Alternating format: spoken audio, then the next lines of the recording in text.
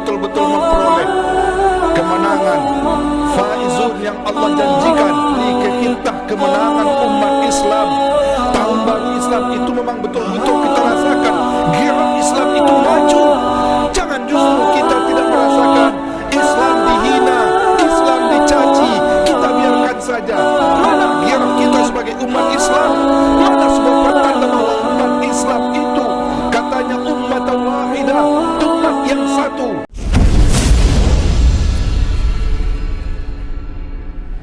Assalamualaikum warahmatullahi wabarakatuh. Bapak-bapak, saudara-saudara, jemaah Jumat yang dimuliakan oleh Allah, berlandaskan pada surah At-Taubah ayat ke-20 yang khatib bacakan di awal khutbah tadi, maka judul khutbah kita kali ini adalah dua syarat untuk menjadi orang-orang yang menang. Ma'asyiral muslimin, jemaah Jumat yang dimuliakan oleh Allah, hari ini kita sudah berada pada tahun 1443 Hijriah. Baru beberapa hari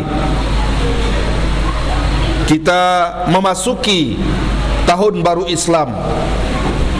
Kita sangat bermohon kepada Allah dan kita berharap kepada seluruh umat Islam di seluruh Indonesia bahwa momentum tahun baru Islam ini adalah sebuah momentum kebangkitan Islam hendaknya.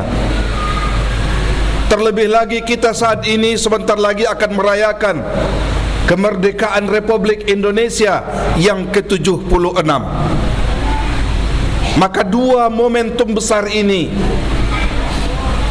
adalah sebuah langkah awal bagi kita untuk memasuki sebuah gerbang kemenangan, memasuki sebuah gerbang kejayaan kembali Islam, di mana Islam betul-betul terpatri di hati sanubarinya, di mana Islam hadir dalam setiap gerak-geriknya, di mana Islam berada di dalam denyut nadi setiap umat itu sendiri.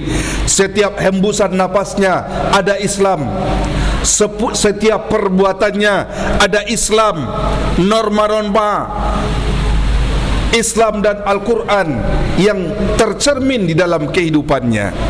Bangkitnya Islam bukan berarti kita harus menjadikan sebuah negara Islam, tidak. Bukan berarti bangkitnya Islam kita harus mendirikan sebuah khilafah, tidak. Tetapi bangkitnya Islam membangkitkan ruh jihad Islam di dalam diri dan dalam aplikasi kehidupan kita sehari-hari. Ini sudah sewajarnya sebagai seorang umat Islam yang sudah lama dan sekian lama kita terpuruk, tertindas, terbawa oleh arus permainan orang-orang yang tidak bertanggung jawab. Padahal di zaman Rasulullah sallallahu alaihi wasallam, zaman keemasan terlihat dan terasakan bagaimana indahnya, bukan hanya dirasakan oleh umat Islam, tapi justru dirasakan oleh orang-orang non-muslim pun. Kehadiran Islam di tengah-tengah umat justru terasa oleh kawan maupun lawan.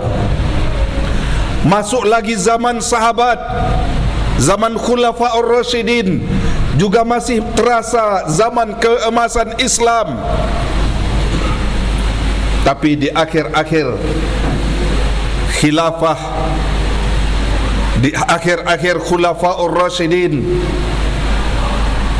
jelang memasuknya Bani Umayyah dan Bani Abbasiyah, Islam mulai yang dahulunya menanjak, kejayaannya terasa oleh masyarakat, mulai terasa dengan hancurnya Cordoba, Spanyol. Peradaban-peradaban Islam di Spanyol dihancurkan, diluluh lantakkan. Bahkan pustaka-pustakanya dihancurkan, bahkan masjidnya pun dirubah. alih fungsi dengan alih fungsi yang lainnya. Begitu kepedihan-kepedihan yang dirasakan sehingga tahun demi tahun terasa bahwa Islam semakin lama semakin terpuruk, semakin lama semakin tidak lagi memperlihatkan kejayaannya sampai detik ini. Bahkan sampai saat ini di negeri kita tidak lagi merasakan bagaimana Islam adalah sebuah agama yang merupakan tuan rumah di negeri sendiri, tetapi sudah kita rasakan seolah-olah Islam termarginalkan, seolah-olah Islam memang betul-betul tersingkirkan, seolah-olah umat Islam tidak memiliki apa-apanya di negeri yang kita cintai ini.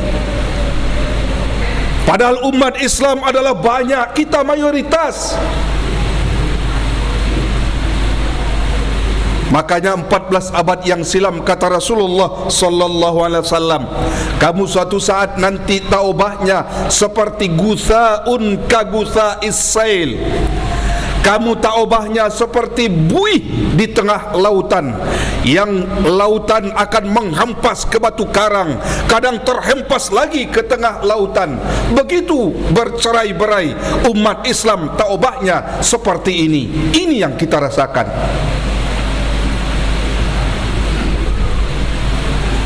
Apakah kami umat Islam ketika itu sedikit ya Rasulullah?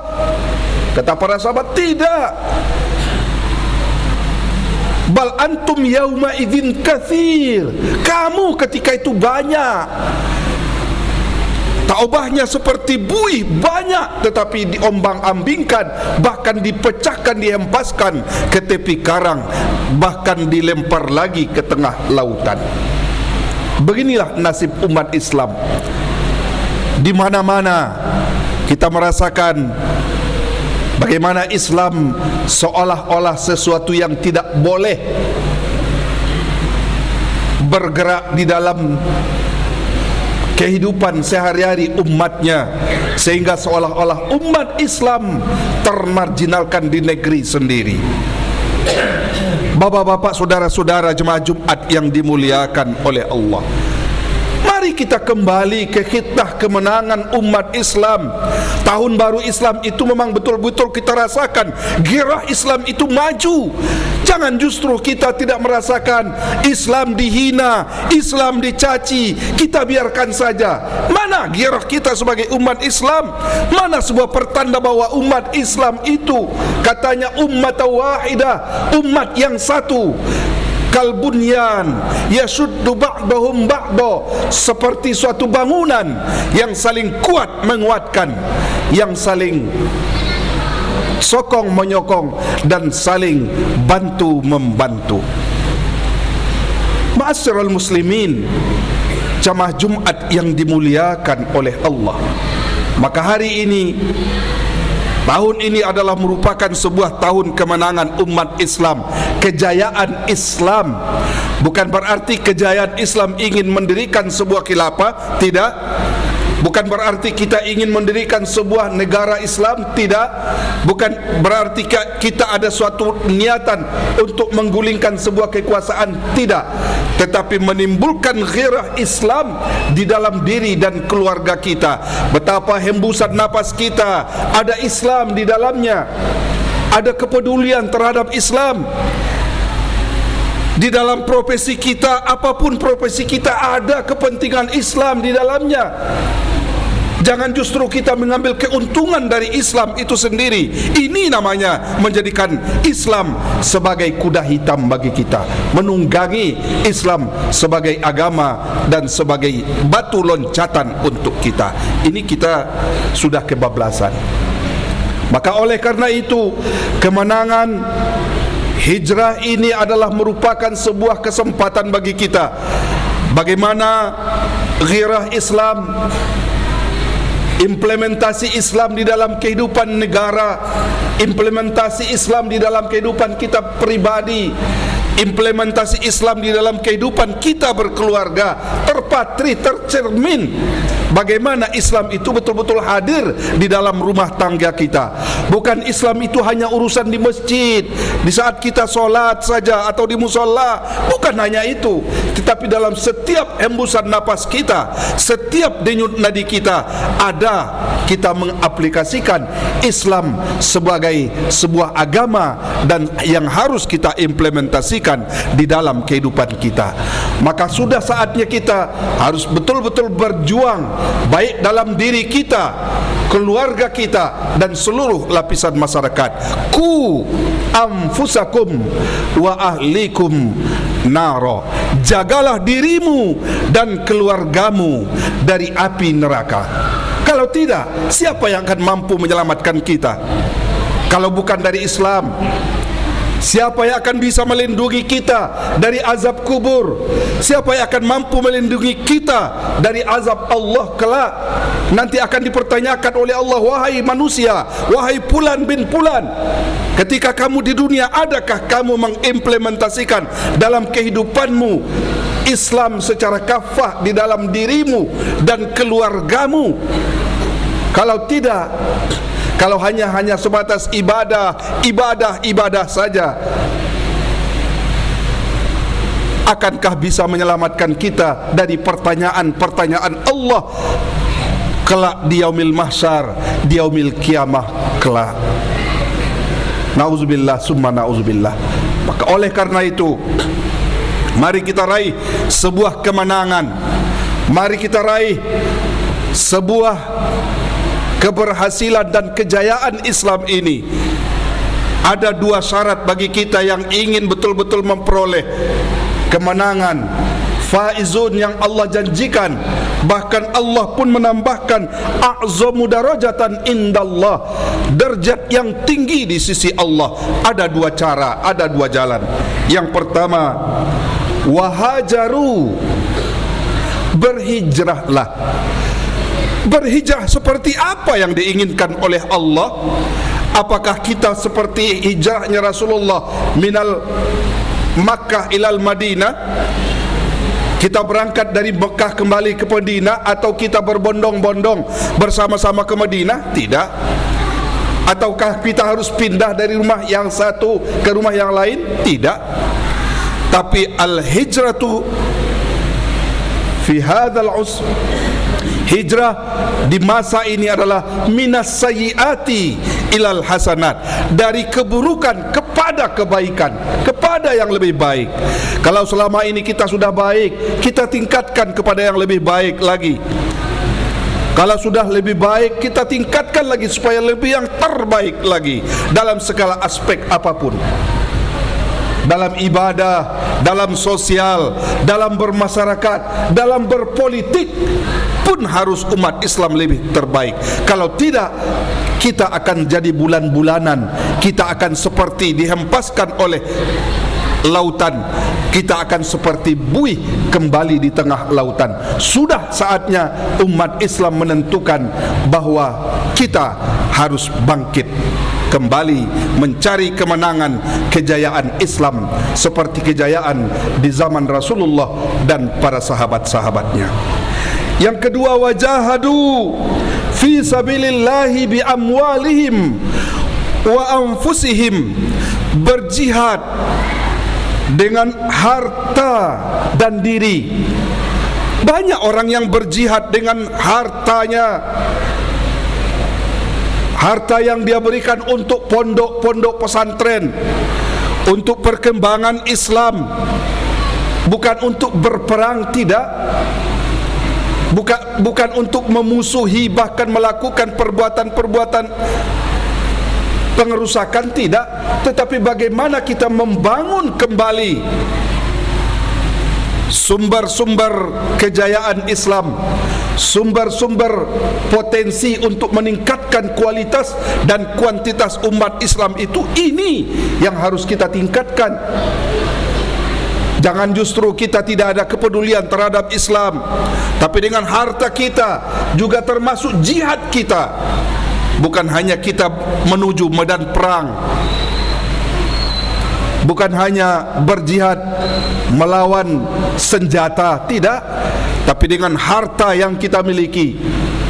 Kita bangun pesantren-pesantren, kita bangun masjid-masjid dan musalla-musalla, kita bangun peradaban-peradaban Islam, kita bangun sebuah kekuatan-kekuatan yang meningkatkan kualitas dan kuantitas umat Islam di negeri kita sendiri saja.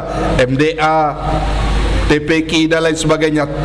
Maraknya pondok-pondok tahfiz, maraknya bahkan berkembangnya pondok-pondok tahfiz, rumah-rumah tahfiz adalah salah satu indikator keberhasilan dan kejayaan Islam akan bangkit. Kita lihat, kita saksikan bagaimana Turki yang dipimpin oleh seorang hafiz Al-Quran, yang para menteri-menterinya juga adalah hafiz Al-Quran,